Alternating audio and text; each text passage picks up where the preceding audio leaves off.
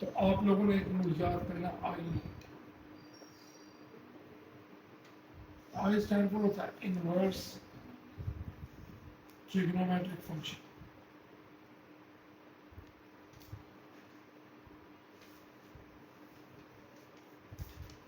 L से होता है लॉगरिथमिक फंक्शन। ए हमारे पास होगा अलजेब्रिक, टी से होता है ट्रिग्नोमेट्रिक, और ई से होता है एक्सपोनेंशियल फंक्शन। ये सारे फंक्शन आपके basically inverse trigonometric function, logarithmic function, algebraic function, trigonometric function and exponential function. यही बेसिकली यूज होता है बाय पार्ट्स। आपने बाय पार्ट्स इसी की मदद से करने, समझ आ गई। सो आपकी नेक्स्ट एडिंग जो है ये बाय पार्ट्स की। सो अब आप इस क्वेश्चन को देखें तो यहाँ पर हम अब आइलेट रूल आप लोगों ने याद कर लिए।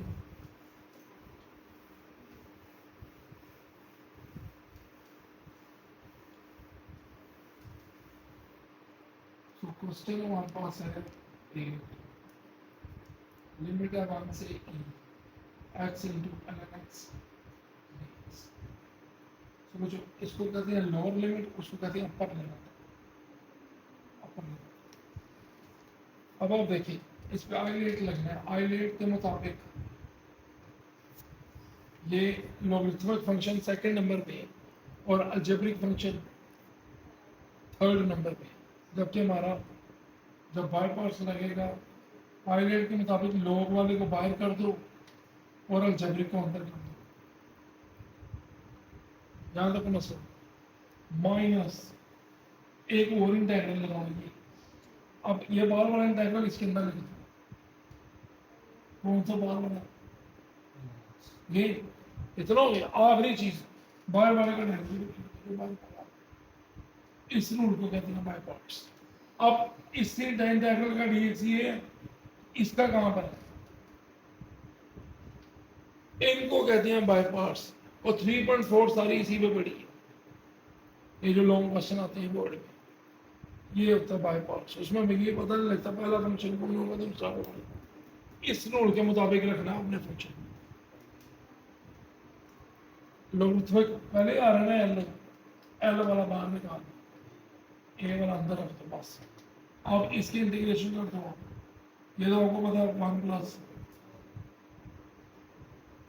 जो भी ऐसे ब्रैकेट में लिख दो माइनस ये, इधर भी यही लिख दो। या गया था उसका ln x का डेरिवेटिव dx। यह आ गया x square ln of x over 2। ऐसे ही इधर भी x स्क्वायर ओवर 2, ये आ गया 1 ओवर x, ये कट गया इसके साथ।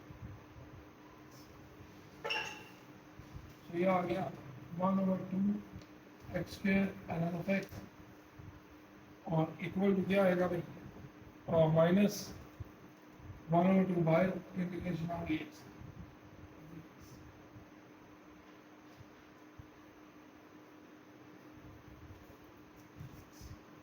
अब आप इधर लगाएंगे last 1 over 2 x square ln of x minus 1 over 2, इसकी पावर में फिर 1 ऐड हो जाएगा और नीचे ये आ गया प्लस, ये आ गया 1 over 2 x square ln of x minus 1 over 2 into x square over 2 plus. Final answer है आपका 1 over 2 x square ln of x minus 1 over 4 x square plus. ये आपका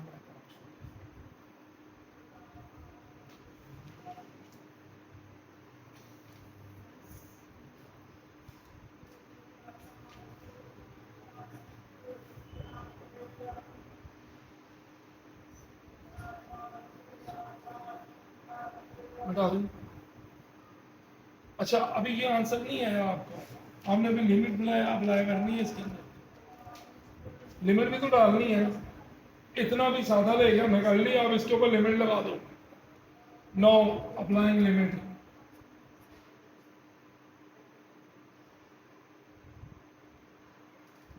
अब लिमिट में आगे क्या बनेगा भाई इसका, लिमिट लगा दो, पहले ई लगा दो इनकी जगह पे। और यहाँ पर आपको पता सी भी नहीं आना, क्यों? क्योंकि जहां लिमिट गिवन होती है वहां सी नहीं आता। अप्लाइंग लिमिट 1/2 एक्स की जगह पे आ गया ई का square ln of E minus 1/4 ये आ गया ई का स्क्वायर। ये अप्लाई हुई है अभी अपर लिमिट। क्या अप्लाई हुई है? लिमिट देख लो कैसे लगी है इसके अंदर, पहले सिर्फ ऊपर वाली लगी है इसके अंदर सारे के, माइनस अब लगाओ नीचे वाले लिमिट, वो है 1/2 एक्स की जगह पे आ गया 1 का स्क्वायर और ln ऑफ 1 माइनस 1/4 ये आ गया 1 का अपर माइनस, ये मैंने कौन सी लिमिट डाली है अपर, यहाँ कौन सी डाली है लोअर। अब बता दो फिर 1/2 ई स्क्वायर ln ई 1 होता है माइनस 1/4 ई स्क्वायर माइनस ये ln 1 0 होता है 0 माइनस 1/4 ये 1/2 E square minus 1/4 E square या आगे प्लस 1/4। ये सारा कैलकुलेटर में आप आंसर निकाल दो इसको।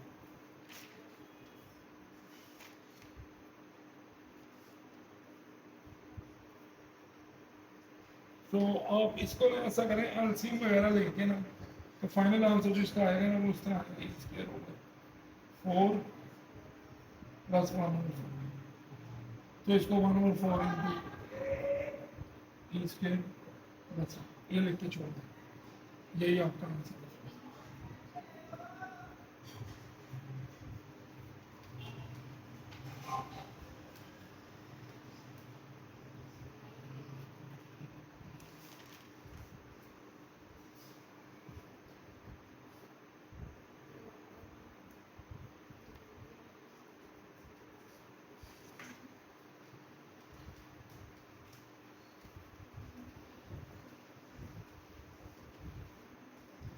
क्वेश्चन 9 है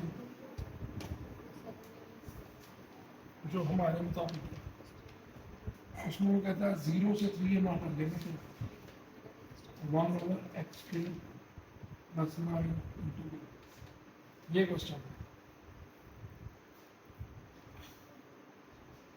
अब ये देखो ऐसी मैंने एक प्रॉपर्टी कल पढ़ाई थी आपको जब आप लिख रहे थे कि अगर कांस्टेंट का स्केयर और वेरिएबल का भी स्केयर हो, यानी 9 प्लस एक्स स्केयर लिख दो और ये लिख दो,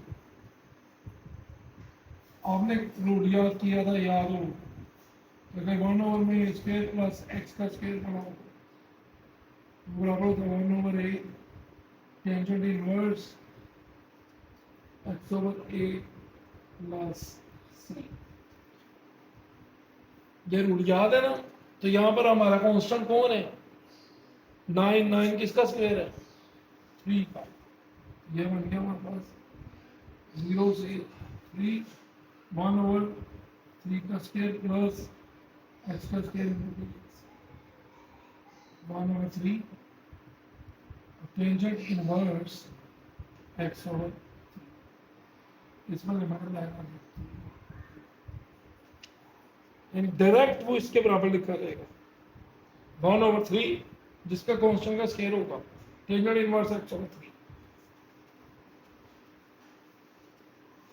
अब आप लिमिट डाल दो पहले अपर और फिर लोअर।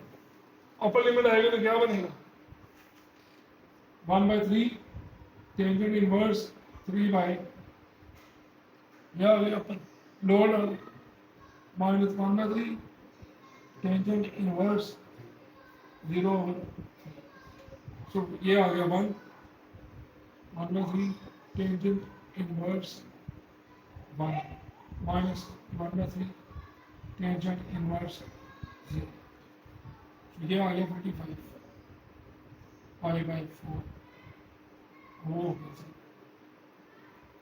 आगे 5/2 इसमें